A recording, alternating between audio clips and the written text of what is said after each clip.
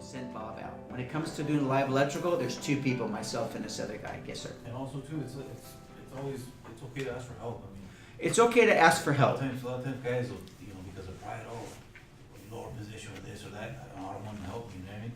So it's always good if you're not sure about it, somebody can help you. Yeah, this ego's got to go out the door. Yeah. I gotta, if I'm not comfortable to do it, I'm not gonna do it. I've been doing this a long time. There's still some gear you get that feeling like I ain't opening it.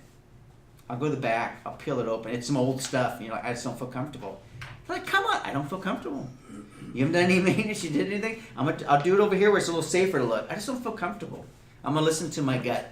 I'm gonna be honest with myself. I wanna go home. I wanna see grandkids one of these days. One of these days I wanna see grandkids.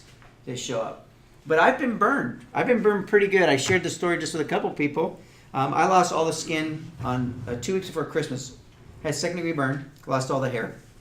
And I was the first one to open up something that was installed. Nobody opened it. Inspector didn't inspect it. I was the first one to open it. I opened it by design. Somebody installed it wrong. I was the first person to open it. I did a phase to ground 40 volt 800 amp distribution panel. And I ripped that sucker off that hinge like you wouldn't believe. It was swinging open. It was just a little side cover. It swinged open, but they came in with bussing from the side. No, just bare bust. And, I had little kids at the time, scared the crap out of me. It really did. And it's just like, man, I want to go home safe. You think about that stuff. What would you have done differently? Nothing. Absolutely nothing I would have done differently on there. But you got to think. PPE. What's that? Except wear the right PPE. Yeah, well, this was PPE back then in the 90s. This was PPE. This was acceptable. But you start thinking about it. It's really about going home, being safe. I don't want to write a report about somebody. I've had friends in the LA area. I know 2 of them that have died, both on balances, doing it. They're guys that I knew.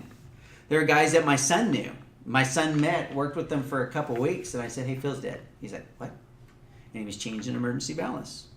He had to troubleshoot it. He was on a metal deck, over the hard lid, and so he had to troubleshoot it. He should have shut it off and just changed it out. Phil died.